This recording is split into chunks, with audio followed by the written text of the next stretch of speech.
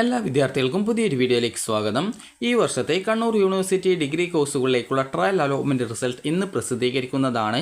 ഇന്ന് വൈകുന്നേരം 5 മണിയോടെയാണ് വിദ്യാർത്ഥികളുടെ ഈ ഒരു ട്രയൽ അലോട്ട്മെൻറ്റ് റിസൾട്ട് പ്രസിദ്ധീകരിക്കുക. അപ്പോൾ വിദ്യാർത്ഥികൾ ഇതുവരെ അപേക്ഷ സമർപ്പിച്ചിട്ടില്ല എങ്കിൽ നിങ്ങൾ ജൂൺ 17-ാം തീയതി വരെ, അതായത് ജൂൺ 17-ാം തീയതി വരെ, കാരണം പല വിദ്യാർത്ഥികളും ഇതിൻ്റെ ആപ്ലിക്കേഷൻ കംപ്ലീറ്റ് ആയി എന്ന് പറഞ്ഞുകൊണ്ട് പറയുന്നുണ്ട്. അപ്പോൾ കംപ്ലീറ്റ് ഒന്നും ആയിട്ടില്ല. ജൂൺ 17-ാം തീയതി വരെ നിങ്ങൾക്കൊരു അപേക്ഷ കൊടുക്കാവുന്നതാണ്. അപ്പോൾ നിങ്ങൾക്ക് എങ്ങനെയാണ് അപേക്ഷ സമർപ്പിക്കേണ്ടത് എന്നുള്ള കാര്യം ആദ്യം പറഞ്ഞു തരാം. അപ്പോൾ ആദ്യം തന്നെ ചെയ്യേണ്ടത് നിങ്ങൾക്ക് ഇവിടെ കാണാൻ പറ്റുന്നതാണ് FI-UGP അതുപോലെ തന്നെ FI-IMB എന്ന് പറഞ്ഞുകൊണ്ട് കാണാം. ഇതെന്താണെന്ന് പറഞ്ഞു തരാം. FI-UGP എന്ന് പറഞ്ഞാൽ കോളേജുകളിൽ വെച്ചിട്ടാണ് ഈ ഒരു ക്ലാസ്സുകളൊക്കെ നടക്കുക. FI-IMB എന്ന് പറഞ്ഞാൽ നിങ്ങൾക്ക് 4 ഇയർ ഇൻ്റഗ്രേറ്റഡ് മാസ്റ്റർ പ്രോഗ്രാമാണ്. അപ്പോൾ അത് 4 ഇയർ ഇൻ്റഗ്രേറ്റഡ് മാസ്റ്റർ പ്രോഗ്രാം എന്ന് പറയുമ്പോൾ അത് ഏകദേശം ഒരു 4-5 വർഷത്തോളം ആ ഒരു കോഴ്സിൻ്റെ കാലാവധി വരും. അപ്പോൾ ഈ ഒരു ഇൻ്റഗ്രേറ്റഡ് മാസ്റ്റർ പ്രോഗ്രാം എന്ന് പറയുന്ന സമയത്ത് നിങ്ങൾക്കത് യൂണിവേഴ്സിറ്റിയുടെ ക്യാമ്പസുകൾ വെച്ചിട്ടാണ് നടക്കുക. ഇപ്പോൾ കണ്ണൂർ യൂണിവേഴ്സിറ്റി ആയതുകൊണ്ട് തന്നെ കണ്ണൂർ യൂണിവേഴ്സിറ്റിയുടെ തലശ്ശേരിയിലുള്ള പാലയാട് ക്യാമ്പസിൽ വെച്ചിട്ടാണ് നിങ്ങൾക്ക് ഈ ഒരു ക്ലാസ് റൂം കാര്യങ്ങളൊക്കെ ഉണ്ടാവാനുള്ള സാധ്യതയുള്ളത്. അതുപോലെ തന്നെ അതായത് യൂണിവേഴ്സിറ്റി ഡിപ്പാർട്ട്മെൻറ്റ്സിൽ വെച്ചാണ് FI-IMBയുടെ ആ ഒരു അഡ്മിഷനുള്ള ക്ലാസ്സുകളൊക്കെ ഉണ്ടാവുക. അതുപോലെ തന്നെ FI-UGP ആണെങ്കിൽ നിങ്ങൾക്ക് വിവിധ യൂണിവേഴ്സിറ്റിക്ക് കീഴിലുള്ള വിവിധ കോളേജുകളിലേക്കുള്ള അപേക്ഷകൾ നിങ്ങൾക്ക് കൊടുക്കാം. അങ്ങനെ വിവിധ യൂണിവേഴ്സിറ്റികളിലേക്ക്, അത് വിവിധ യൂണിവേഴ്സിറ്റിക്ക് കീഴിലുള്ള കോളേജുകളിലേക്കുള്ള നിങ്ങൾക്ക് അഡ്മിഷൻ നേടണമെന്നുണ്ടെങ്കിൽ FI-UGP പ്രോഗ്രാംസ് വഴി നിങ്ങൾക്ക് അപേക്ഷിക്കാം. രണ്ടിലും നിങ്ങൾക്ക് അപേക്ഷിക്കാവുന്നതാണ്. അതിന് പ്രത്യേകിച്ച് പ്രോബ്ലം ഒന്നുമില്ല. അപ്പോൾ ഇനി നിങ്ങൾക്ക് എങ്ങനെയാണ് അപേക്ഷ കൊടുക്കേണ്ടത് എന്നുള്ള കാര്യം പറഞ്ഞുതരാം. അപ്പോൾ FI-UGP പ്രോഗ്രാംസ് ആണെങ്കിൽ അത് 4 ഇയർ അണ്ടർ ഗ്രാജുവേറ്റ് പ്രോഗ്രാമിൻ്റെ പ്രത്യേകത എന്ന് പറയുന്നത് നിങ്ങൾക്ക് 4 വർഷമാണ് കോഴ്സ്. നിങ്ങൾക്ക് 3 വർഷം നിങ്ങൾ കംപ്ലീറ്റ് ചെയ്ത് കഴിഞ്ഞാൽ നിങ്ങൾക്ക് വേണമെങ്കിൽ 3 വർഷത്തെ 3 ഇയർ ഡിഗ്രി കിട്ടും. അതല്ല നിങ്ങൾ 4 ഇയർ കംപ്ലീറ്റ് ചെയ്യുകയാണെങ്കിൽ, അത് വിജയകരമായിട്ട് കംപ്ലീറ്റ് ജയിക്കുകയാണെങ്കിൽ നിങ്ങൾക്ക് ഒരു ഹോണേഴ്സ് ഡിഗ്രിയാണ് കിട്ടുക. അതുപോലെ തന്നെ ഹോണേഴ്സ് ഡിഗ്രി വിത്ത് റിസർച്ച് കൂടി ഉള്ള ആ ഒരു പ്രോഗ്രാംസ് ഒക്കെ ഉണ്ട്. അപ്പോൾ ഈ രീതിയിൽ വിവിധ തരത്തിലുള്ള ഈ ഒരു കോഴ്സുകളും കാര്യങ്ങളൊക്കെ ഉണ്ട്. അപ്പോൾ നിങ്ങൾ FI-UGP പ്രോഗ്രാംസിൽ ക്ലിക്ക് ചെയ്യുക. അപ്പോൾ അതിൽ ക്ലിക്ക് ചെയ്ത ശേഷം നിങ്ങൾക്ക് ഈ ഒരു പേജിലേക്ക് പോകാനായിട്ട് സാധിക്കുന്നതാണ്. അപ്പോൾ ഏതൊക്കെ പ്രോഗ്രാംസാണ് ഈ ഒരു FI-UGP വിഭാഗത്തിൽ ഉള്ളത് എന്നുള്ള കാര്യം ഇവിടെ കൊടുത്തിട്ടുണ്ട്. അപ്പോൾ നിങ്ങൾ ഏത് കോഴ്സ് സെലക്ട് ചെയ്യുന്നോ അതിനനുസരിച്ച് അതിൻ്റെ യോഗ്യത എന്താണ്, ആ ഒരു കോഴ്സ് ഏതൊക്കെ കോളേജുകളിലാണുള്ളത്, അതുപോലെ തന്നെ അത് എയ്ഡഡ് കോളേജാണോ അല്ലെങ്കിൽ സെൽഫ് ഫിനാൻസ് ആണോ എന്നുള്ളതൊക്കെ കൊടുത്തിട്ടുണ്ട്. അപ്പോൾ നിങ്ങൾ ശ്രദ്ധിക്കേണ്ട പ്രധാനപ്പെട്ട കാര്യം, ഈ ഒരു ഗവൺമെൻറ് കോളേജിനേക്കാൾ ഫീസ് കൂടുതലായിരിക്കും സെൽഫ് ഫിനാൻസിൽ. അതുപോലെ എയ്ഡഡ് കോളേജിലും ഫീസ് കുറവായിരിക്കും. എന്നാൽ എയ്ഡഡ് കോളേജിലെ സെൽഫ് ഫിനാൻസ് കോഴ്സ് ആണെങ്കിൽ അവിടെ ഫീസ് കൂടുതലും ആയിരിക്കും. അപ്പോൾ ഇതനുസരിച്ച് നിങ്ങൾ കൃത്യമായിട്ട് നിങ്ങൾക്ക് നിങ്ങൾ കോളേജുകൾ ഓപ്ഷൻസ് ആയിട്ട് കൊടുക്കുക. അപ്പോൾ ഇനി എങ്ങനെയാണ് അപേക്ഷിക്കേണ്ടതെന്ന് ചോദിച്ചാൽ ഈ ഒരു പേജ് ജസ്റ്റ് ഒന്ന് താഴോട്ടേക്ക് സ്ക്രോൾ ചെയ്യുക. അപ്പോൾ നിങ്ങൾക്ക് ഇവിടെ രജിസ്റ്റർ ഹിയർ എന്നുള്ള ഒരു ഓപ്ഷൻ കാണാം. അപ്പോൾ അതിൽ ക്ലിക്ക് ചെയ്യുക. ക്ലിക്ക് ചെയ്യുമ്പോൾ നിങ്ങൾക്ക് ഇതിൻ്റെ ഒരു കണ്ണൂർ യൂണിവേഴ്സിറ്റി സെൻട്രലൈസ്ഡ് അലോട്ട്മെൻറ്റ് പ്രോസസ്സിൻ്റെ ആ ഒരു പേജിലേക്ക്, അത് CAP സെൻട്രലൈസ്ഡ് അലോട്ട്മെൻറ്റ് പ്രോസസ്സ് എന്ന് പറഞ്ഞുള്ള പേജിലേക്ക് വരുന്നതാണ്. ഇവിടെ നിങ്ങളുടെ ഡീറ്റെയിൽസൊക്കെ നിങ്ങൾ സബ്മിറ്റ് ചെയ്ത് നിങ്ങളുടെ ആ ഒരു ആപ്ലിക്കേഷൻ അതായത് ടോട്ടൽ 8 സ്റ്റെപ്സാണുള്ളത് രജിസ്ട്രേഷൻ്റെ പ്രോസസ്സിനായിട്ട്. അപ്പോൾ ആ ഒരു 8 സ്റ്റെപ്സ് നിങ്ങൾ കംപ്ലീറ്റ് ചെയ്യുക.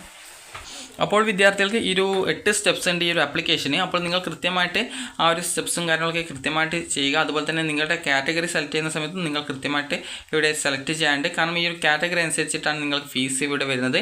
ഇവിടെ ജനറൽ അതുപോലെ SC/BC ആണെങ്കിൽ 600 രൂപ, അതുപോലെ തന്നെ SC/ST ആണെങ്കിൽ 300, അതുപോലെ PWD ആണെങ്കിൽ 300 വരിക. അപ്പോൾ ഈ രീതിയിൽ നിങ്ങൾ കറക്റ്റായിട്ട് നിങ്ങളുടെ ആ ഒരു കാറ്റഗറിയൊക്കെ കറക്റ്റായിട്ട് സെലക്ട് ചെയ്യണം. കാരണം അല്ലെങ്കിൽ അത് അഡ്മിഷനൊക്കെ ബാധിക്കും. അതുപോലെ ഇമെയിൽ ID, അതുപോലെ മൊബൈൽ നമ്പർ, ഇതുപോലുള്ള കാര്യങ്ങളൊക്കെ കൊടുക്കുന്ന സമയത്ത് നിങ്ങളുടെ ജെൻഡർ, ആധാർ നമ്പർ ഇതൊക്കെ കൊടുക്കുന്ന സമയത്ത് തെറ്റിപ്പോകരുത്. അതൊക്കെ കൃത്യമായിട്ട് സെലക്ട് ചെയ്ത് കൊടുക്കാനായിട്ട് ശ്രദ്ധിക്കേണ്ടതാണ്.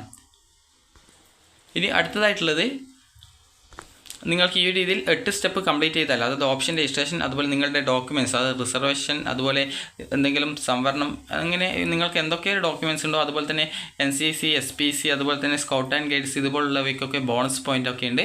അപ്പോൾ അതുകൊണ്ട് തന്നെ അത് ഇൻഡെക്സ് മാർക്ക് കാൽക്കുലേറ്റ് ചെയ്യുന്നതിനായിട്ടൊക്കെ ഉപയോഗിക്കുന്നത് കൊണ്ട് തന്നെ അങ്ങനെ എന്തെങ്കിലും ഉണ്ടെങ്കിൽ അതൊക്കെ കൃത്യമായിട്ട് നിങ്ങൾ അപേക്ഷ കൊടുക്കുന്ന സമയത്ത് തന്നെ അപ്ലോഡ് ചെയ്ത് കൊടുക്കാനായിട്ട് ശ്രദ്ധിക്കുക. അപ്പോൾ നിങ്ങൾക്ക് ഈ രീതിയിൽ ജൂൺ 17-ാം തീയതി വരെയാണ് ഈ ഒരു അപേക്ഷ കൊടുക്കാനായിട്ട് സാധിക്കുക. അപ്പോൾ ഇനി എങ്ങനെയാണ് വിദ്യാർത്ഥികളുടെ ട്രയൽ അലോട്ട്മെൻറ്റ് പരിശോധിക്കുക എന്നുള്ള കാര്യം നമുക്ക് നോക്കാം. ട്രയൽ അലോട്ട്മെൻറ്റ് പരിശോധിക്കാനായിട്ട് നിങ്ങൾ ചെയ്യേണ്ടത് ഹോം പേജിലേക്ക് പ്രവേശിക്കുക. അപ്പോൾ അതിനുശേഷം ഇവിടെ താഴോട്ടേക്ക് സ്ക്രോൾ ചെയ്യുന്ന സമയത്ത് നിങ്ങൾക്ക് കാണാം കാൻഡിഡേറ്റ് ലോഗിൻ എന്ന് പറഞ്ഞുകൊണ്ട് കാണാൻ പറ്റുന്നതാണ്. അപ്പോൾ കാൻഡിഡേറ്റ് ലോഗിൻ എന്നതിൽ ക്ലിക്ക് അല്ല ചെയ്യേണ്ടത്. ഇവിടെ നിങ്ങൾക്ക് ആപ്ലിക്കേഷൻ നമ്പർ കൊടുക്കാനുള്ള ഭാഗമുണ്ട്. അവിടെ നിങ്ങളുടെ ആപ്ലിക്കേഷൻ നമ്പർ കൊടുക്കുക. പാസ്വേഡ് കൊടുക്കുക. അതുപോലെ തന്നെ ഇവിടെ നിങ്ങൾ ആ ഒരു സമയത്ത് എന്തെങ്കിലും തരത്തിലുള്ള അതായത് ഒരു കോഡ് കാണാൻ പറ്റും. അതായത് ഇവിടെ കുറച്ച് കോഡ് എന്ന് പറയുമ്പോൾ കുറച്ച് അക്കങ്ങളാണ്. അപ്പോൾ അത് കൃത്യമായിട്ട് ഇവിടെ ടൈപ്പ് ചെയ്ത് കൊടുക്കുക. നിങ്ങൾ നോക്കുന്ന സമയത്ത് വേറെ ഏതെങ്കിലും ആയിരിക്കും അവിടെ ഉണ്ടാവുക. അപ്പോൾ അതനുസരിച്ച് നിങ്ങൾ എന്താണോ കാണുന്നത് അതനുസരിച്ച് കൊടുക്കുക. അതിനുശേഷം നിങ്ങൾക്ക് സൈൻ ഇൻ ഓപ്ഷൻ ഉണ്ട്. സൈൻ ഇൻ ഓപ്ഷനിൽ ക്ലിക്ക് ചെയ്യുക. സൈൻ ഇൻ ഓപ്ഷനിൽ ക്ലിക്ക് ചെയ്ത് കഴിഞ്ഞാൽ വിദ്യാർത്ഥികൾക്ക് പിന്നീട് അതായത്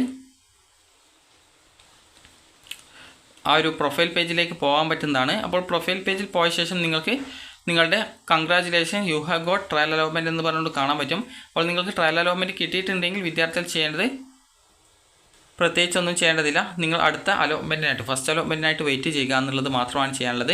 നിങ്ങൾക്ക് എന്തെങ്കിലും ഓപ്ഷൻസ് എഡിറ്റ് ചെയ്യണമെന്നുണ്ടെങ്കിൽ അത് ഓപ്ഷൻസ് നിങ്ങളുടെ അപേക്ഷയിലെ വിവരങ്ങൾ എന്തെങ്കിലും എഡിറ്റ് ചെയ്യണമെന്നുണ്ടെങ്കിൽ നിങ്ങൾക്ക് അങ്ങനെ എഡിറ്റ് ചെയ്യാമെന്ന് മാത്രമേ ഉള്ളൂ. അല്ലാതെ വേറെ ട്രയൽ അലോട്ട്മെൻറ്റ് കിട്ടിയതുകൊണ്ട് കോളേജിൽ പോയാൽ അഡ്മിഷൻ കിട്ടത്തില്ല. ഫസ്റ്റ് അലോട്ട്മെൻറ്റ് മുതലാണ് അഡ്മിഷൻ ആരംഭിക്കുക. ഫസ്റ്റ് അലോട്ട്മെൻറ്റ് മുതലല്ല, സെക്കൻഡ് അലോട്ട്മെൻറ്റ് മുതലാണ് നിങ്ങൾക്ക് അഡ്മിഷൻ നടക്കുന്നത്. അതായത് ഫസ്റ്റ് അലോട്ട്മെൻറ്റിൽ നിങ്ങൾക്ക് അലോട്ട്മെൻറ്റ് കിട്ടുകയാണെങ്കിൽ അത് ഇപ്പോൾ ട്രയൽ അലോട്ട്മെൻറ്റ് ആയതുകൊണ്ട് പ്രത്യേകിച്ചൊന്നും ചെയ്യേണ്ടതില്ല. ഫസ്റ്റ് അലോട്ട്മെൻറ്റിൽ നിങ്ങൾക്ക് അലോട്ട്മെൻറ്റ് കിട്ടുകയാണെങ്കിൽ നിങ്ങൾ ചെയ്യേണ്ട പ്രധാനപ്പെട്ട കാര്യം നിങ്ങൾക്ക് ആ ഒരു അലോട്ട്മെൻറ്റ് കിട്ടിയ ആ ഒരു സീറ്റ് നിങ്ങൾക്ക് കൺഫേം ചെയ്യുന്നതിന് വേണ്ടിയിട്ട് നിങ്ങൾ ചെയ്യേണ്ടത് നിങ്ങൾ ആ ഒരു നിശ്ചിത യൂണിവേഴ്സിറ്റി ഫീസ് അടക്കേണ്ടതായിട്ടുണ്ട്. അപ്പോൾ ആ ഒരു യൂണിവേഴ്സിറ്റി ഫീസ് വിദ്യാർത്ഥികൾ അടക്കുക. അത് ഏകദേശം ഒരു 900 രൂപയോളമാണ് വരിക. ആ ഒരു പൈസ നിങ്ങൾ അടക്കുക. അതിനുശേഷം നിങ്ങൾക്ക് ആ ഒരു സീറ്റ് നിങ്ങൾക്ക് കൺഫേം ചെയ്യാവുന്നതാണ്. അതിനുശേഷം വിദ്യാർത്ഥികൾ ചെയ്യേണ്ട പ്രധാനപ്പെട്ട കാര്യം എന്ന് പറയുന്നത് വിദ്യാർത്ഥികൾക്ക് ഒരു സെക്കൻഡ് അലോട്ട്മെൻറ്റ് വരുന്ന സമയത്ത് നിങ്ങൾക്ക് ഈ ഒരു ഫസ്റ്റ് അലോട്ട്മെൻറ്റ് കിട്ടി നിങ്ങൾ ഫീ പേയ്മെൻറ്റ് ചെയ്തിട്ടില്ല. അതായത് നിങ്ങൾക്കിപ്പോൾ ഒരു കോളേജിൽ ഇപ്പോൾ ട്രയൽ അലോട്ട്മെൻറ്റ് അല്ല ഫസ്റ്റ് അലോട്ട്മെൻറ്റ് കിട്ടിയെന്ന് വിചാരിക്കുക. ഫസ്റ്റ് അലോട്ട്മെൻറ്റ് കിട്ടിക്കഴിഞ്ഞാൽ ആ ഒരു സീറ്റ് നിങ്ങൾ കൺഫേം ചെയ്യുന്നതിനായിട്ട് നിങ്ങൾ ഫീ പേയ്മെൻറ്റ് ചെയ്യണം. 900 രൂപയാണ് വരിക. അപ്പോൾ ആ ഒരു പൈസ നിങ്ങൾ അടക്കുക. അത് ഓൺലൈനായിട്ടാണ് ഫീസ് അടക്കേണ്ടത്. അപ്പോൾ അതിനുശേഷം അലോട്ട്മെൻറ്റ് കിട്ടാത്ത വിദ്യാർത്ഥികൾ അത് ഫസ്റ്റ് അലോട്ട്മെൻറ്റ് കിട്ടാത്ത വിദ്യാർത്ഥികൾ സെക്കൻഡ് അലോട്ട്മെൻറ്റ് വെയിറ്റ് ചെയ്യുക. അലോട്ട്മെൻറ്റ് കിട്ടിയ വിദ്യാർത്ഥികൾ ഫീസ് അടിച്ച് സീറ്റ് കൺഫേം ചെയ്യുക. കാരണം ഫീസ് അടിച്ചില്ലെങ്കിൽ അലോട്ട്മെൻറ്റ് പ്രോസസ്സിൽ നിന്ന് പുറത്താക്കും. അതുപോലെ തന്നെ പിന്നീട് നിങ്ങൾ ഇപ്പോൾ നിങ്ങൾക്ക് കിട്ടിയ ഓപ്ഷൻ തന്നെ മതി. അടുത്ത അലോട്ട്മെൻറ്റിൽ പരിഗണിക്കപ്പെടേണ്ടതില്ല എങ്കിൽ നിങ്ങൾ ഹയർ ഓപ്ഷൻസ് റിമൂവ് ചെയ്ത് കൊടുക്കേണ്ടതാണ്. അതല്ലെങ്കിൽ അടുത്ത അലോട്ട്മെൻറ്റിൽ മറ്റൊരു ഓപ്ഷനിലേക്ക് കിട്ടാൻ സാധ്യത വരും. അതുകൊണ്ടാണ് അലോട്ട്മെൻറ്റ് കിട്ടാത്ത വിദ്യാർത്ഥികൾ അടുത്ത സെക്കൻഡ് അലോട്ട്മെൻറ്റ് വെയിറ്റ് ചെയ്യുക. പിന്നീട് സെക്കൻഡ് അലോട്ട്മെൻറ്റ് വരുന്ന സമയത്ത് നിങ്ങൾക്ക് ആദ്യമായിട്ട് അലോട്ട്മെൻറ്റ് കിട്ടിയാൽ ഫീ പേയ്മെൻറ്റ് യൂണിവേഴ്സിറ്റിയുടെ ഫീ പേയ്മെൻറ്റ് ചെയ്യുക. അതുപോലെ തന്നെ വിദ്യാർത്ഥികൾക്ക് ഈ ഒരു ഓൾറെഡി ഫസ്റ്റ് അലോട്ട്മെൻറ്റ് കിട്ടിയ വിദ്യാർത്ഥികൾക്ക് സെക്കൻഡ് അലോട്ട്മെൻറ്റും വേറൊരു കോളേജിലേക്ക് കിട്ടിയാൽ നിങ്ങൾ വീണ്ടും അടക്കേണ്ടി വരില്ല. കാരണം ഓൾറെഡി ആദ്യം തന്നെ നിങ്ങൾ ഫീ പേയ്മെൻറ്റ് ചെയ്തിട്ടുണ്ടാവും. അത് ഈ ഒരു പുതുതായിട്ട് കിട്ടിയ ആ ഒരു കോളേജിലേക്ക് ആ ഒരു സീറ്റ് കൺഫേം ചെയ്യാനായിട്ട് ട്രാൻസ്ഫർ ചെയ്യുന്നതായിരിക്കും. അതുപോലെ നിങ്ങൾക്ക് ആദ്യമായിട്ടാണ് സെക്കൻഡ് അലോട്ട്മെൻറ്റ് കിട്ടുന്നതെങ്കിൽ നിങ്ങൾ ഫീ പേയ്മെൻറ്റ് ചെയ്ത് ആ ഒരു സീറ്റ് കൺഫേം ചെയ്യണം.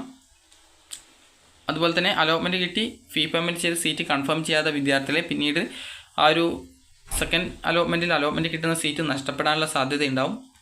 അതായത് ആദ്യമായിട്ട് കിട്ടുന്നവരാണ് ഈ രീതിയിൽ ഫീ പേയ്മെൻറ്റ് ചെയ്യേണ്ടത്. അപ്പോൾ അതിനുശേഷം നിങ്ങൾക്ക് സെക്കൻഡ് അലോട്ട്മെൻറ്റ് ശേഷമാണ് പിന്നീട് ഈ ഒരു BCA BSc കോഴ്സുകൾക്ക് ആദ്യ ദിവസം ഒരു നിശ്ചിത ദിവസം അഡ്മിഷൻ ഉണ്ടാവും.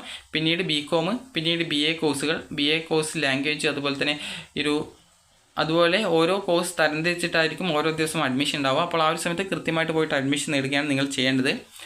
അപ്പോൾ വിദ്യാർത്ഥികൾ ശ്രദ്ധിക്കേണ്ടത് കണ്ണൂർ യൂണിവേഴ്സിറ്റിയുടെ അഡ്മിഷൻ എന്ന് പറയുന്നത് ഈ ഒരു സെക്കൻഡ് അലോട്ട്മെൻറ്റ് ശേഷമാണ് നിങ്ങൾ കോളേജിൽ അഡ്മിഷനായിട്ട് ഹാജരാവേണ്ടത്. അതിനു മുമ്പ് ഫസ്റ്റ് അലോട്ട്മെൻറ്റിലൊക്കെ നിങ്ങൾക്ക് അലോട്ട്മെൻറ്റ് കിട്ടുന്ന സാഹചര്യത്തിൽ നിങ്ങൾ ഫീ പേയ്മെൻറ്റ് ചെയ്ത് സീറ്റ് കൺഫേം ചെയ്യുകയും കിട്ടിയ സീറ്റ് മതി എന്നാണെങ്കിൽ ഹയർ ഓപ്ഷൻസ് റിമൂവ് ചെയ്ത് കൊടുക്കാനുള്ള സൗകര്യം നിങ്ങൾക്ക് ഉണ്ടായിരിക്കുന്നതായിരിക്കും.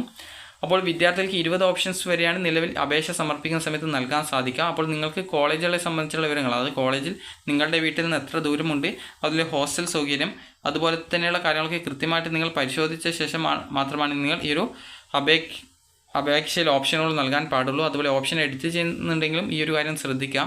നിങ്ങൾക്ക് പോയിട്ട് വരാൻ പറ്റുന്ന കോളേജ് ആയിരിക്കണം. അതുപോലെ ഹോസ്റ്റൽ സൗകര്യം ഉണ്ടായിരിക്കണം. ഇതൊക്കെ നിങ്ങൾ ജസ്റ്റ് ഒന്ന് ശ്രദ്ധിക്കാം. അതുപോലെ തന്നെ നിങ്ങൾക്ക് ഈ ഒരു ജൂൺ 17-ാം തീയതി വൈകുന്നേരം 5 മണി വരെയാണ് നിങ്ങൾക്ക് ഈ ഒരു അപേക്ഷ സമർപ്പിക്കാൻ പറ്റുക. അപ്പോൾ ഈ ഒരു സമയത്തിനിടയിൽ നിങ്ങൾ ഓൾറെഡി അപേക്ഷ സമർപ്പിച്ച വിദ്യാർത്ഥികളായിരുന്നാലും നിങ്ങൾക്ക് അപേക്ഷയിലെ ആ ഒരു തെറ്റുകൾ ഫീസില്ലാതെ തന്നെ തിരുത്താം.